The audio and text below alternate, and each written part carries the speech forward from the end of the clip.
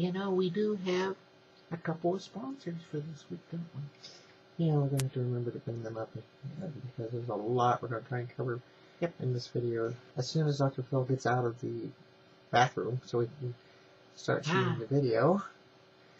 Oh, wow. Well, at least he didn't go into the ladies' room.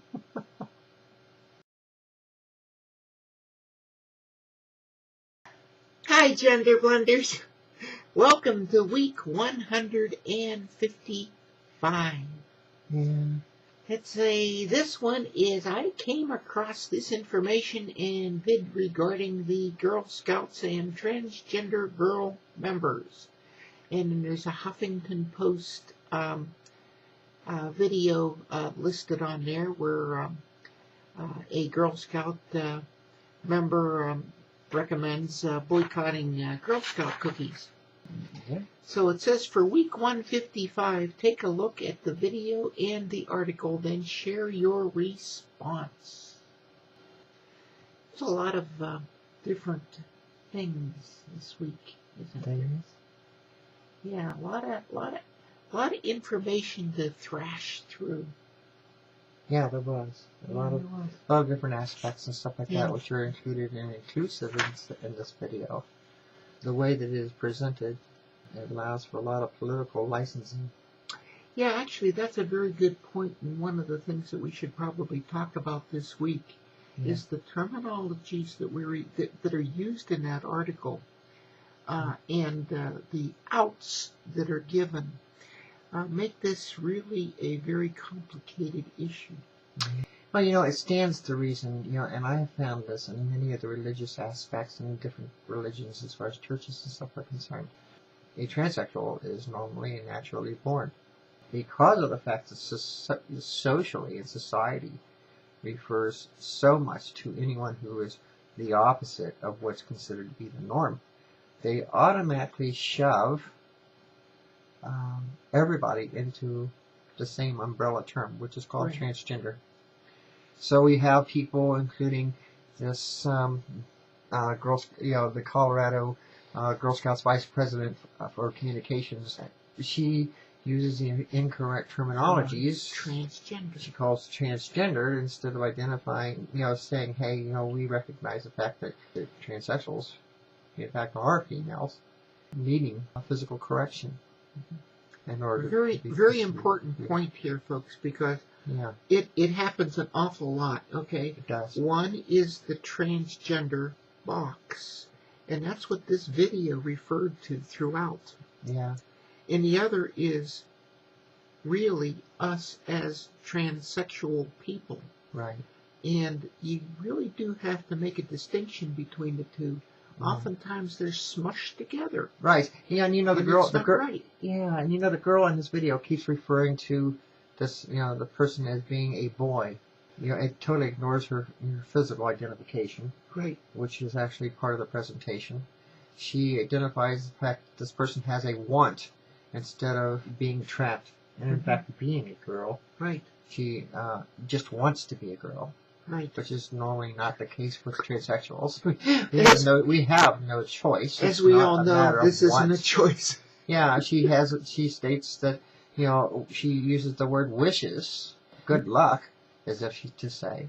And then she uses the word as desires, as if it is a favorite drink or an acquired taste.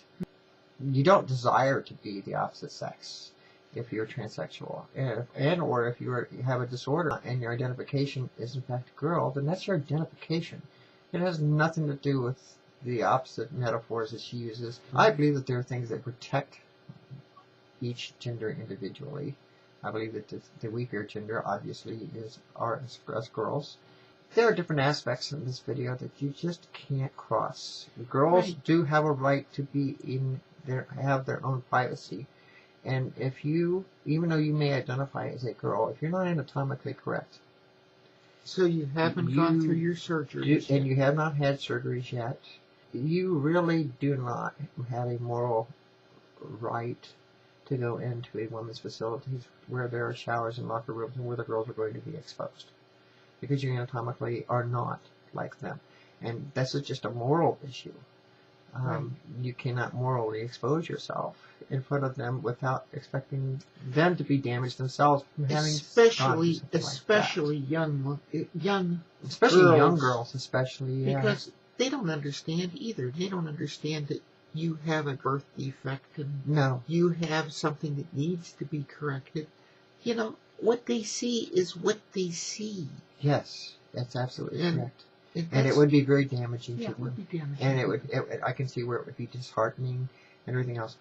I don't agree with the fact that a transsexual who identifies as being a girl, whose parents are totally, cooperative and are helping this person, chances are this person is in fact starting, because of the fact that she has the backing of her own family and everything else, is going to some form of hormone replacement therapy for correction.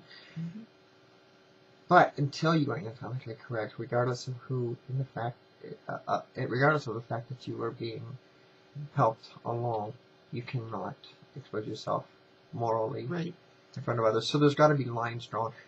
Participating in their activities, being considered to be a girl, and everything else is great. And that's one side of the... Being able to talk and being able to participate and being able to go places. And that is one part of the equation.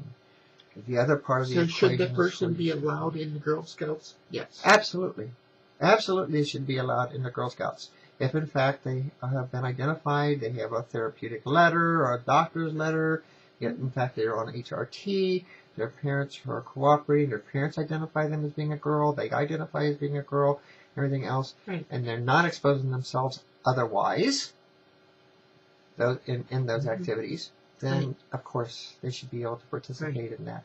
But if they are exposing themselves otherwise, physically, stuff like that, and if they're going to be in a facility that does so, such as being in a tent at night and getting dressed in a diagram, showers or locker rooms, then you should not be. You really don't have a right to participate in those kinds of activities. No, not until you are anatomically correct. Until you're correct. Right. So basically, this girl kind of, in several instances on the things that she's reading, because of through the use of the word transgender, she is kind of given some form of political license, because there are so many different variables. There are so many variables inside the umbrella term transgender. Now, if that person in fact was identifying, and if this article had in fact stated that the Girl Scouts of America allowed for a transsexual person, transgendered GID individuals, and transsexuals, then this person would not have been given a political license. But because they didn't state that it was a transgendered GID identified person or a transsexual, the articles and the Baptist press gave this girl political license to complain and boycott the Girl Scouts of America, feeling herself unsafe and unassured that in fact she would not be exposing herself to a member of the opposite sex. So I do understand that, and she has that political license, if in fact that ever occurred to her, or any girl for that matter. One of the things that we forgot to do, and we can't not do that because otherwise we're going to lose our show. A word from our sponsor. We have to have a word from our sponsor. Girl Scout cookies. No. Ooh. She's bird, girl, bird. Today our sponsor is Arizona iced tea. That is the pink flower. Oh, green tea, ginseng, all this other stuff. Ooh. Arizona iced tea. Yes, it's one of my favorite drinks, and so on and so forth. Is that iced tea in there? Arizona iced tea.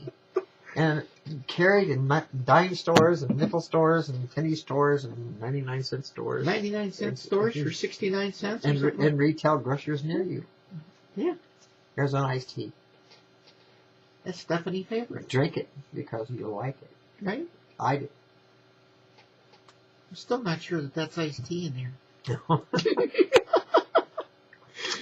right.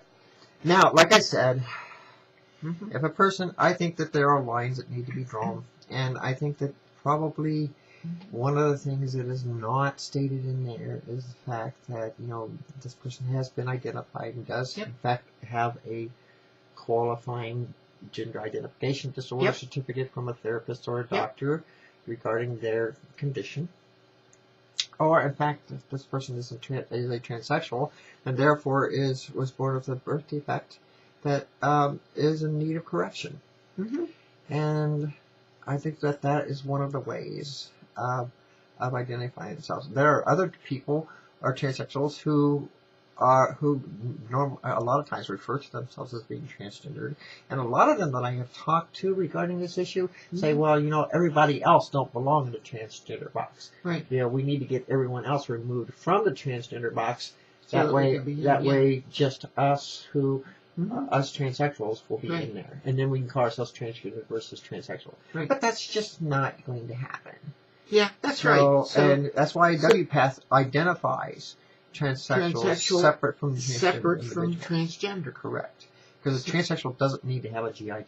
So this video, other than for medical purposes. So this video, in one sense, gives us an opportunity to be able to educate people as to that there indeed are differences between transsexual and transgender individuals. Yeah. Yes. And we really do need to understand that there is that difference. Right. And and this would stop a lot of the assumption, because this person here assumes that this person is a false identification, or otherwise that she is faking being a girl because she wants to be able to see other girls. Right. And there is no as fake. We all know nothing could be further from the truth. No, it is not a false identification. And I've always stated ain't gonna happen. I've always stated that a small amount of education goes a long ways. Until next week. I'm Steffi. And my name is Stephanie. Bye-bye, everyone.